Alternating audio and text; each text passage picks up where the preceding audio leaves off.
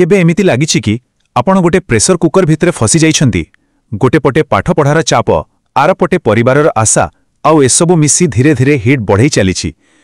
जदि आपणको केबे भी एमिति लागिछि ताहेले जानि रखन्तु आपण एका नुहंती। आज आमे सेही प्रेशर कुकर भितरर कथा ही आलोचना करिबा। केवल समस्या नुहे बरং एथिरो बाहरिबार बाट विषय मध्य कथा हेबा। अच्छा, आसंतु गोटे संख्यारु आरंभ करिबा जहा हुए तो आपणको चकित करिदेबो। 87%। ना, एहिटा कोनोसी परीक्षार पास रेट नुहे। एक निकटतम अध्ययन अनुसारे कर्नाटक रे प्रतियोगितामूलक परीक्षा पई प्रस्तुत हेउथुबा 87% छात्र छात्री कहिसंती जे सेमाने पाठ पढ़ाकु नै निज परिवार ठारू बहुत अधिक चाप अनुभव करंती। 87%। एहा केवल गोटे तथ्य नुहे, एहा हजार हजार पिलांकर प्रतिदिनर वास्तवता। तेणु सबुठु प्रथम आउ गुरुत्वपूर्ण कथा हैला एही चाप वास्तवटे, एहा कोनोसी काल्पनिक कथा नुहे। जदि आपण केबे भावुछंती जे कोन मो सहित ही एमिति हेउछि, तेबे उत्तर हेउछि बिल्कुल नुहे। आपण एकुटिया नाहांती, आउ रिसर्च एहाकु संपूर्ण भावे प्रमाण करूछि। चलंतु एही संख्या गुडीकु आहुरी टिके पाखरु देखिबा। एही स्लाइड को टिके देखंतु। सेही गोटे स्टडीरो आहुरी किछि चिंताजनक कथा सामना को आसीछि। 86% पिला कहिले तांकर एकेडमिक स्ट्रेस बहुत अधिक। 87% अनुभव कले जे तांको उपरे पेरेंटल प्रेशर बहुत अधिक। आउ एहार परिणाम कौन होउछि देखंतु। 57.7% माने अधारु भी अधिक पिला कहिले जे तांकर जनरल वेलबीइंग अर्थात सामग्रिक भावे खुशी रहिबार स्तर बहुत कम। एहार सीधासळक माने होउछि एही चाप केवल मार्कशीट उपरे नुहे, पिलामानंकर खुशी उपरे भी प्रभाव पकाउछि। आउ एही सबु संख्या पछारे लुचि रहिछि एही गोटिए वाक्यर कठोर सत्य। छात्र छात्री माने निजकु सेमाने वास्तवरे किए सेथिपई चिन्हिबा बदलरे सेमाने केते भलो परफॉर्म करूछंती सेइथिरु निज परिचय खोजिबाकु बाध्य हेउछंती। आपणकर परिचय आपणकर रिपोर्ट कार्ड पाल्टी जाय। तेबे प्रश्न उठुछि एही चापर सोर्स कोन, एहा आसुछि केउठु? हाँ, तबे आसंतु एही प्रश्नर उत्तर खोजिबा। काहेकि एते चाप सृष्टि हुए? अनेक कारण थाई पारे, किंतु रिसर्च दर्शाउछि जे परिवारर परिवेश आउ पिलांकु बड़ करिवार शैली, जाहाकु पेरेंटिंग डायनामिक्स कहा जाए, ताहार एक बहुत बड़ भूमिका रहिछि। चलंतु एहाकु टिके भलो भाबरे बुझिबा। किछि लोक भाबंती परिवारर प्रकार माने न्यूक्लियर फैमिली बा जॉइंट फैमिली एथिरे फरक पकाए। गोटे स्टडी रे देखा गला जे जॉइंट फैमिली रे पिला और बापा मांको संपर्कर स्कोर टिके अधिक थिला, किंतु एठी अछि असल कथा। सेही समान स्टडी रे देखा गला जे दुई प्रकार परिवारर पिलामानकर एकेडमिक स्कोर रे कोनोसी भी विशेष पार्थक्य नथिला। एथिनु कोन शिखिबाकु मिलिला? परिवारर स्ट्रक्चर नुहे बरং परिवार भितरे थिबा संपर्कर क्वालिटी माने संपर्क केते मजबूत ताहा ही सबुठु बेसी गुरुत्वपूर्ण। आउ सेही संपर्कर क्वालिटी बहुत मात्रा रे पेरेंटिंग स्टाइल उपरे निर्भर करे। विशेषकर गोटे प्रकार पेरेंटिंग जहाको आमे because I said so effect कहि परिबा, ताहा पिल्ला मानक मोटिवेशन को किभଳି प्रभावित करे आसंतु टिके देखिबा। एही शैलीर वैज्ञानिक नाम हेउची अथॉरिटेरियन पेरेंटिंग, किंतु सरल भाषा रे एहा हेउची कमांडर शैली।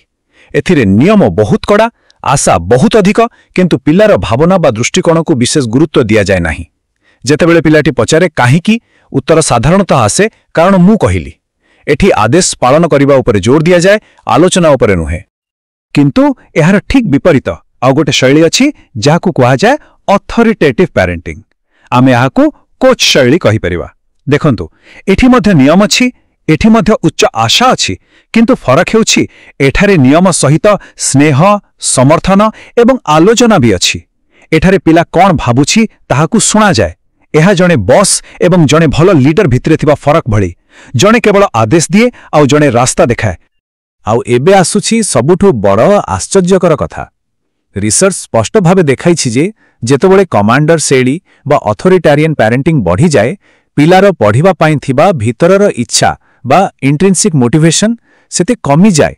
केते आश्चर्यजनक नुहे कि जेउ चाप भलो रिजल्ट पाई दिया जाउछि ताहा प्रकृतरे पढ़िबार इच्छा को ही मारी दउछि, कारण पिलाटी बाध्यरे किंबा डररे पढ़े, आग्रहरे नुहे।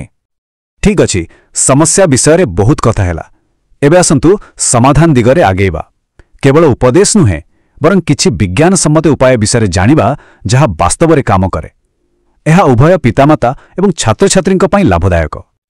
एठारे चारोटी मुख्य उपाय दिया जाइछि। प्रथमतः बैलेंस्ड डिसिप्लिन अर्थात श्रृंखला सहित स्नेह एवं समर्थनर संतुलन। ଦ୍ୱିତୀୟରେ ଓପନ୍ କମ୍ୟୁନିକେସନ୍ ଏମିତି ଏକ ପରିବେଶ ତିଆରି କରିବା ଯେଉଁଠି ପିଲା ଡରରେ ନୁହେଁ ବିଶ୍ୱାସରେ ନିଜ ମନ କଥା କହିପାରିବ। ତୃତୀୟରେ ରିଅଲିଷ୍ଟିକ୍ ଏକ୍ସପେକ୍ଟେସନ୍ସ ଅସମ୍ଭବ ଲକ୍ଷ୍ୟ ରଖିବା ପରିବର୍ତ୍ତେ ବାସ୍ତବବାଦୀ ହେବା। ଆଉ ଚତୁର୍ଥ ଇମୋସନାଲ ସପୋର୍ଟ ପିଲାର ଭାବନାକୁ ବୁଝିବା ଏବଂ ତାକୁ ଗ୍ରହଣ କରିବା, ତାଙ୍କୁ ଏହା ଅନୁଭବ କରାଇବା ଯେ ତୁମେ ଯାହା ଅନୁଭବ କରୁଛ ତାହା ଠିକ୍ ଅଛି। ଏ ସବୁ ଶୁଣିବାକୁ ତ ବହୁତ ଭଲ ଲାଗୁଛି, କିନ୍ତୁ ପ୍ରଶ୍ନ ହେଉଛି ଏହାକୁ ଆରମ୍ଭ କରିବେ କେମିତି? ଆସନ୍ତୁ ଏହାକୁ ଆହୁରି ସହଜ କରିଦେବା। ଏଠାରେ 3ଟି କାମ ଅଛି ଯାହାକୁ ଜଣେ ଛାତ୍ର ବା ଛାତ୍ରୀ ଏହି ସପ୍ତାହରୁ ହିଁ ଆରମ୍ଭ କରିପାରିବେ। ପ୍ରଥମ କାମ, ଗୋଟେ କଥାବାର୍ତ୍ତା ଆରମ୍ଭ କରନ୍ତୁ, କିନ୍ତୁ ଅଭିଯୋଗ କରି ନୁହେଁ।